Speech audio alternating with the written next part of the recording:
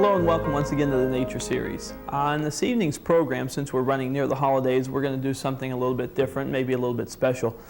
We're also going to talk about a few different things now that the winter is finally here, and we're taping this obviously a couple days ahead of time because of the holidays, and today was the day we all got hit with the big snowstorm. So we're going to talk about a few things that you might be interested in trying now with if the snow itself stays. So we'll talk about those and then do something a little bit at the end for you. Just briefly before we get into the actual part of tonight's show, I'd just like to mention that, obviously another year's passed, and everybody always says at the end of every year, another year has passed. I've been here almost a year now, and I've had a lot of fun doing the series. I hope that all of you out there who've been watching, and or even the people who are just starting to watch now, I hope that you're enjoying it and having at least half as much fun with this thing as I am. I mean, it's just really a lot of fun out there. Again, we're open to letters and suggestions. My plant here, as you've all seen, my faithful little plant right here, I think we're going to try to retire this. If any of you have any plants out there, you don't want any more, send them in here. We need something new. My guys here, they've been faithful, but they've got to go. Okay, the other thing is, as I've mentioned on previous shows, we are making some changes here at the cable station and with this series itself. And as time goes on, we're going to be doing different things than we did before. And we're just going to be trying new things and better things and just trying to have a lot more fun with it. So again, letters and suggestions would really help from you.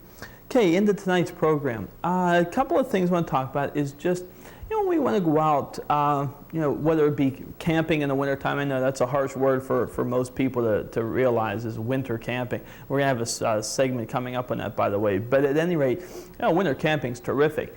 Winter hiking, winter backpacking, cross-country skiing, whatever. There's a lot of things that you can do out there in the wintertime. You don't have to stay home, and just sort of watch it snow outside and watch TV. You go out and enjoy it. Some of the things you might want to take into consideration, though, and it's really one of the most important things, is when you go outside for any outdoor activity in the cold weather, just when you got to dress for it, everybody wants to, says, oh goodness, it's so cold out there, and they bundle up with all these clothes. That's terrific. You're warm when you go outside, but if you start doing any kind of physical exertion, then what happens is your body heat stays in there, and then you start to perspire, and then you get real uncomfortable. So what you want to do is, it's real simple, is just layer your clothing. A lot of you probably know this already, but for those of you that don't, we'll just talk about it a little bit. When I talk about layer clothing, start with like long johns. Okay, you can wear the long johns if it's a really cold day out there. You can use the standard type long johns that have been around for eons and eons. You can use silk long underwear. You can use the new polypropylene or the Life. There's so many to choose from.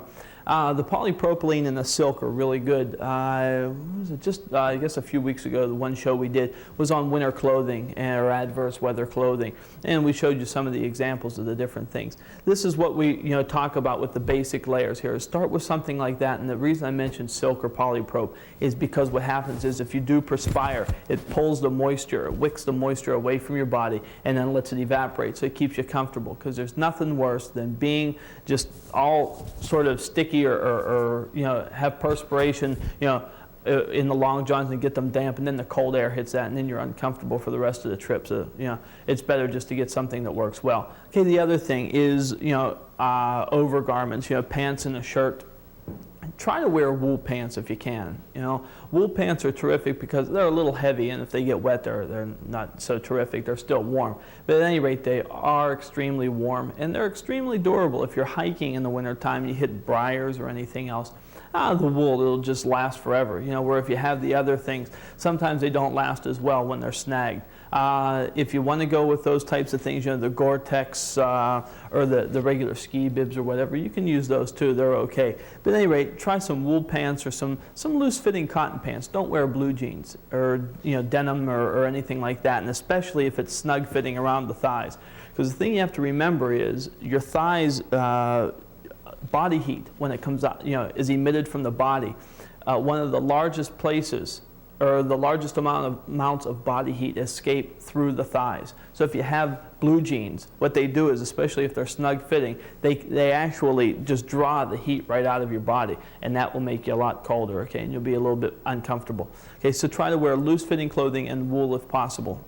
A shirt, you can wear a flannel shirt, cotton shirt, whatever, depending on how cold it is outside and how much the cold affects you. Everybody's affected differently by the cold, so it's sort of a personal thing. On top of that, the only thing you'd really need is, if you want to put Gore-Tex pants, just like the thin Gore-Tex nylon shell over your pants to keep them dry, that's okay. As far as an upper, you can wear a vest, you can wear a parka, whatever, but before you do that, just put a sweater on if it's cold enough outside. If it's not cold enough, just the vest or the parka, whatever, put a sweater on. Okay, that would be the next basic layer. Okay, then on top of that, again, either a vest or a jacket, and then as you go on up, you can put a vest on, then you can put a parka on, or again, just depending on the weather. And again, a hat. Hats are really, really important. Some of us have more hair than others, I know, but it's still, in addition to the thighs, the head just like really lets body heat out of me. It just sort of comes screaming right out, the little hair pores up there. So wear a hat. You'll be amazed. I never used to wear hats, and then all of a sudden I grew a beard and I wore a hat, and now I'm just really comfortable in the cold weather. So that's another thing. Gloves. Gloves are real good to have. Okay. The other thing that they've come across now, when we put gloves on or mittens on that are extremely warm, again, the perspiration builds up inside. So what you can do if you have a problem with that is get polypropylene gloves. You can put those on, then put your gloves or your mittens over top, and the same thing, it'll wick the moisture away from your hands and take it out through the gloves and evaporate it. You'll stay a lot more comfortable. Okay, if it's not cold enough for that, just wear light wool gloves or whatever. Okay, those are the basic things, and the reason you want to layer is just very simply, you put all the layers of clothing on, but then as you're hiking, so when you first go outside and you're really cold, you stay nice and warm. Then as you start exerting yourself, you get a little bit warmer, and you don't want to perspire. Remember, that's the key, not to perspire, okay, because that makes you uncomfortable. You take a jacket off, okay, and then you go a little bit further and you get a little warmer, you can take the vest off. Okay, and then if it gets too warm, you can even take the sweater off. Okay, it usually doesn't, but if it does. Okay, so this is the thing. The idea is to layer up, and then you can take the clothing off layer by layer by layer and keep comfortable that way. And then if you start getting chilly again, just put the things on layer by layer. Okay, other thing you can do if you're going to do any camping, and we'll show you more about this when we talk about either winter camping or just camping in general when we do those segments. But I'll mention to you now, if you're camping or just backpacking or hiking, whether it be winter or summer, it doesn't matter. This is a real neat little thing to do. I'm sure most of you have seen in outdoor stores or whatever, you can buy freeze-dried foods. Okay, these are great, but they are very, very expensive. Okay, for what you get. I mean, one meal costs you $5, $6. I mean, geez, go to King's. What you can do is, at home, before you go out, just make up your own freeze-dried type of meals. Okay, figure out what you want. If you want soup, make the soup. If you want whatever, take it and you can go to the store and you can buy, big jars or whatever of dried vegetables, dried anything. And you can take those and put them in proportion and put them into a Ziploc baggie, label it, throw it into a little backpack, and you have exactly the same thing, and it costs you a whole lot less, and it's actually, in a lot of cases, even better tasting because it's suited to your taste and you can spice it the way you like. Okay, so that's real easy. Again, we'll talk more about those and we'll show you different recipes for those in the future segments. Actually, that's the two main things I wanted to talk about, again, because I know we're going to be short on time tonight with the holidays and stuff. We just want to give you a real brief show and show you some things at the end. So that's going to be about that for the technical end of this. The other thing, again, I just can't stress enough, is really send us in some letters here. We'd really appreciate it because, they say we're trying new things and we'd like to hear from you.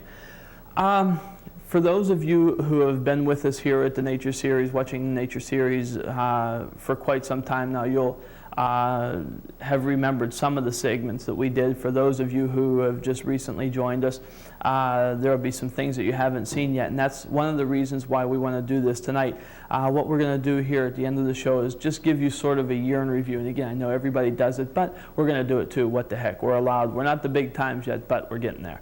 So what we're going to do is just give you a brief year in review, show you some of the things we've done, and what I want to mention to you too before we go is just some of the things we have coming up. I know I mentioned before is we're going to have canoeing and rafting and whitewater kayaking, all that kind of stuff.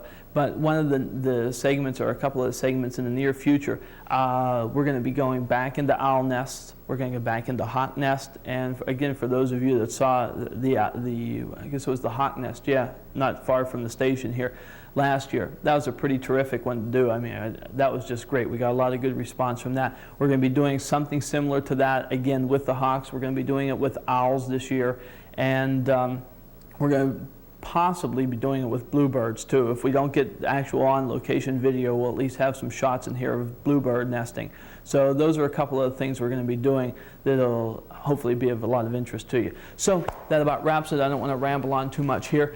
Hope your holidays were great. I know mine were. And again, it's going to be a great new year. At least it seems that way for me, and I hope all of you have a real prosperous new year too. Until next year, see you later.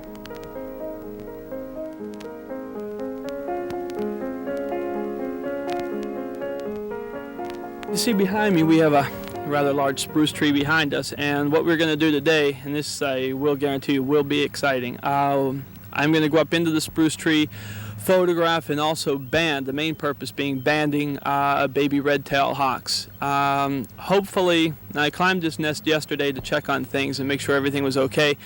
And the male and female hawks, the adults, both came into the nest and raised a little bit of havoc. So hopefully today they'll do the same, and you'll get an idea as to what goes on and how animals, and in this case birds of prey, will protect their young and defend a nest. So right now I'm going to just sign off here for a few minutes, and I'm going to get up into the tree, so we'll talk to you in a little bit.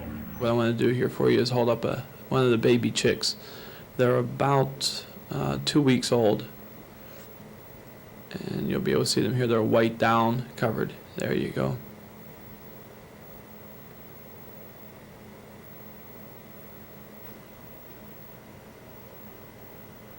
Okay, at this point, she's being rather nice about the whole thing. She's not coming in too much to hit on to me. After a while, you'll see I'm going to be getting out of the nest real soon here. The reason being is she was getting quite agitated, and at that point she will come in and actually hit me. And I want to make note here that when she comes in roughly at about 80 or 90 miles an hour. So it's pretty hard to duck something going that fast, especially when you're in a little area of a tree and you don't really have any protection at all. Okay, there.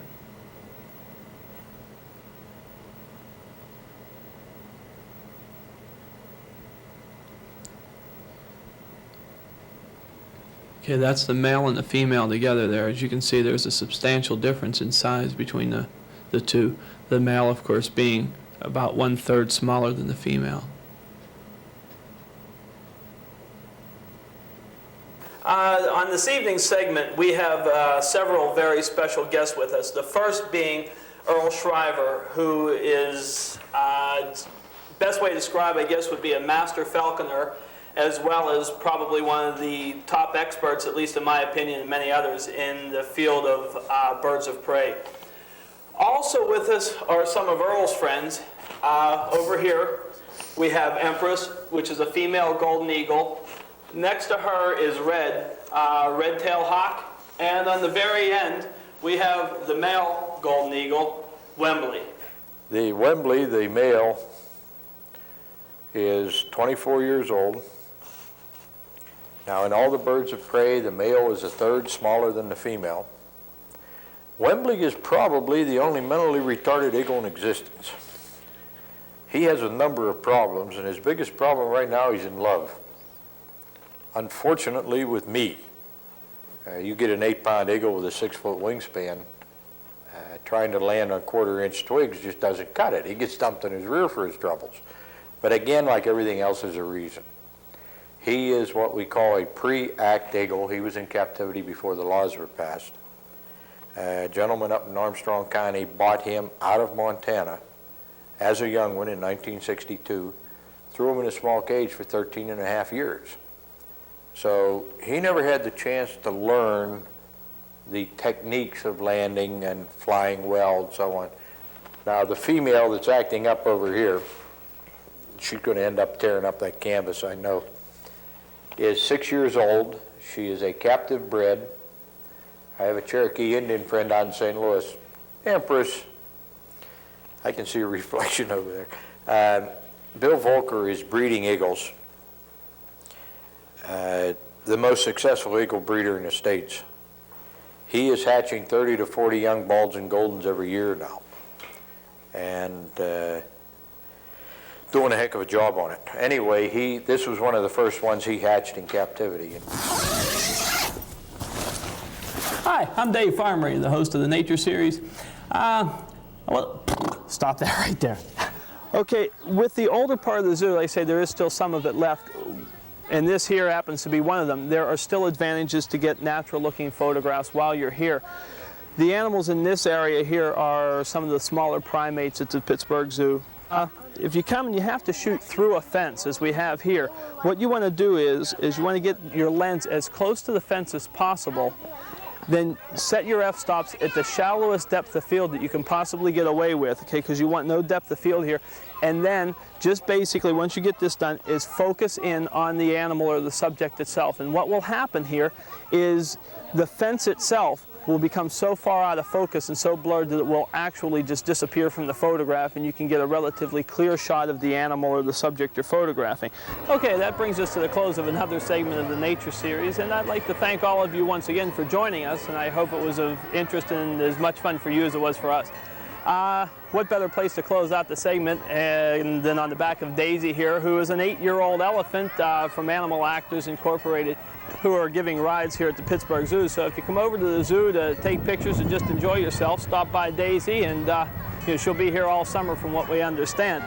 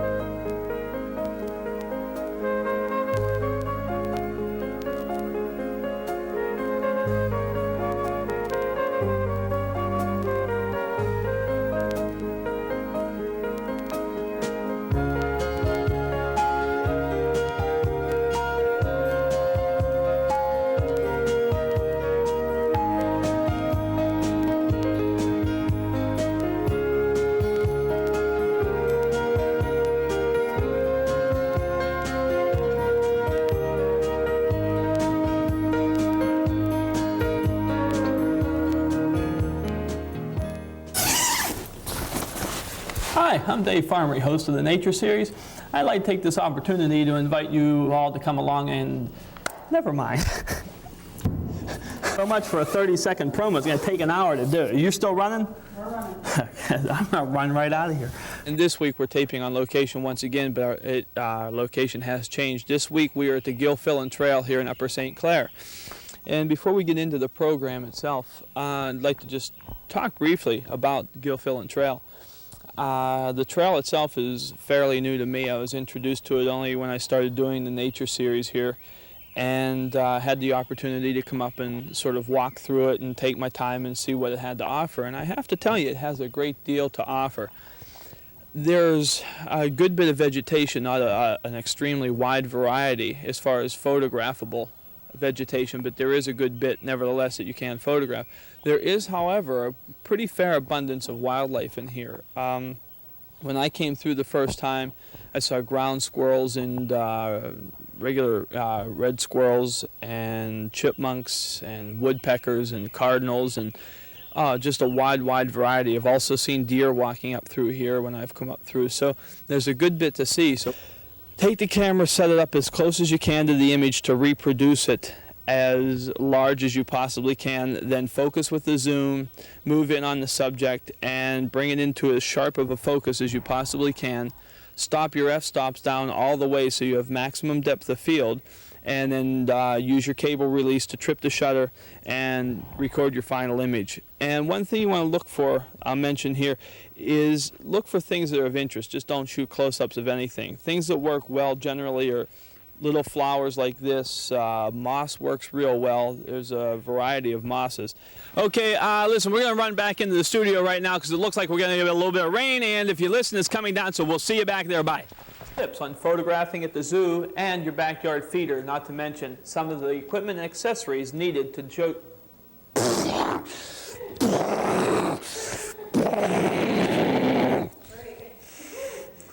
This is about a 2 or 2.5 week old great horned owl. As you can see, the next slide I think will show us better here. Okay, this, as you can see, the feathers have changed from the completely white downy, starting to get the brown colors and starting to grow a little bit.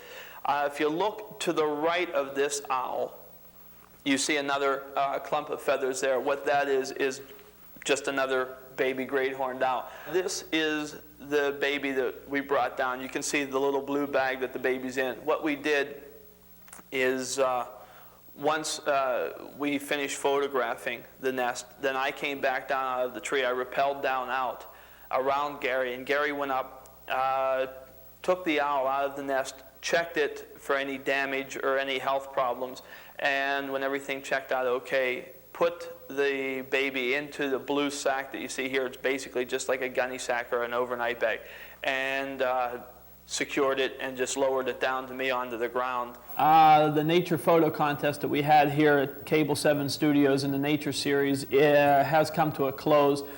The prints have been edited and judged, and on tonight's show, a little bit later on, we will have, unfortunately, only 3 of the winners are able to join us tonight. A lot of the others couldn't for one reason or another. So I'd like to introduce at this time the 3 winners we do have here.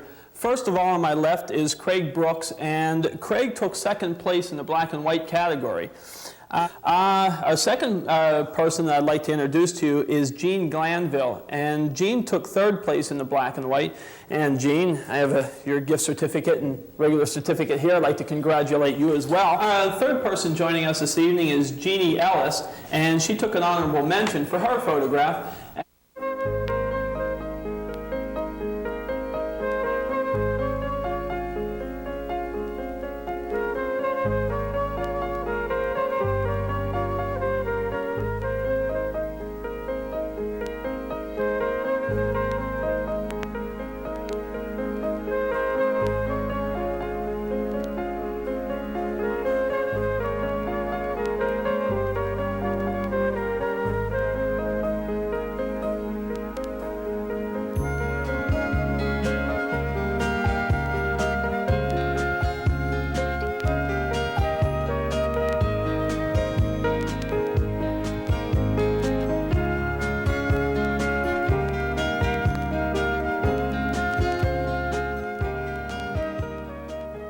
We're taping on location today here at the Bear Run Nature Reserve near Ohiopyle.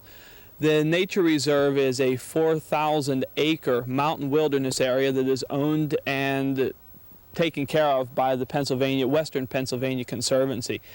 Okay, one thing now that we want to concern ourselves with when we're going to plan a trip to do some landscape photography is your main concern is to take along basically wide-angle lenses or macro lenses.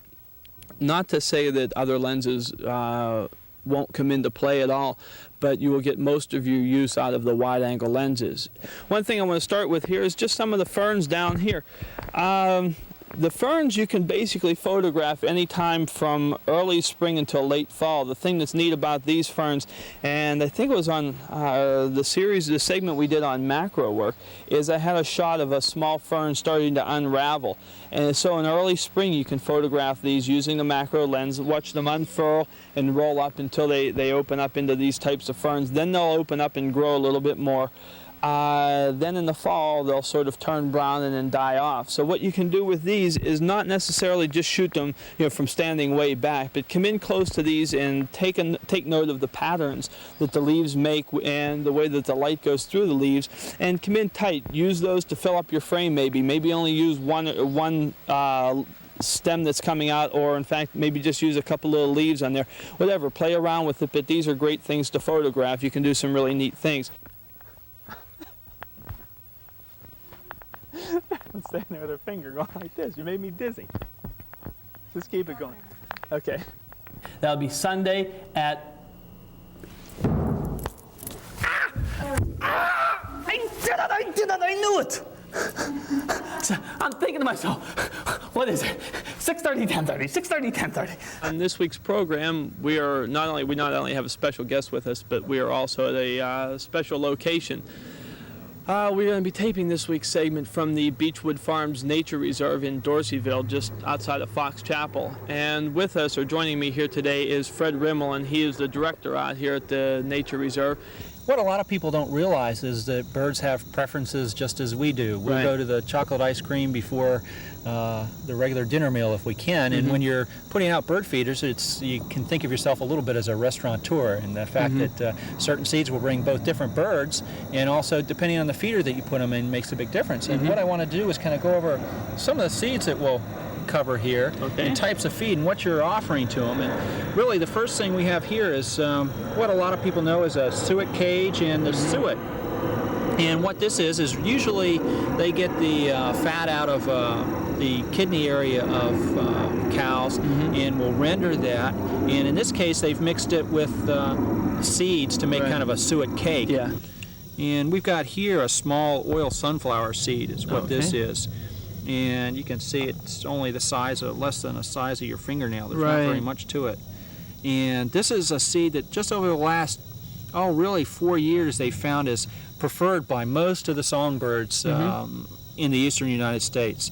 The one that probably you're a little more used to seeing is the striped sunflower seed. Right. And that's a lot larger seed, and it's got the stripes. It's from the sunflowers that we commonly grow in our gardens and things like this. All the sunflower seeds that are used for bird feeding are kind of seconds from the consumer industry. Those that you buy in the grocery store and nibble, they didn't make the quality and they end up in bird seed. But a good clean seed makes a difference. The first thing that you want to think about before you even really decide on whether you want to become a professional is answer just a few basic questions. Question number 1, do you like ulcers? Question number 2, do you like being poor for a while? And question number 3, do you like never getting any sleep? If you've answered yes to all these questions, then you are about ready to become a professional photographer. This thing is still pretty cold, I want you to know. Hey, welcome back to the Nature Series. Now that we're inside, one thing I want to show you here is if I got a deal for you. We have dirty carpet here from my muddy shoes when I tracked in there, but we have A1 carpet cleaner. Yes, we can take these stains and get them out with no problem. Let me take this microphone out. Sorry, I can't show you now. I've got to do a show.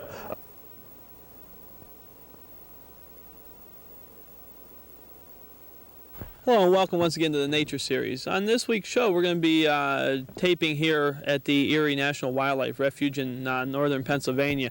We're going to be taking you on a rather, as it is now, a rather misty tour of the National Refuge area. Well, where we're at right now is the Usuga Nature Trail. It's also, besides being a nature hiking trail, in the wintertime it's also used for cross-country skiing as well.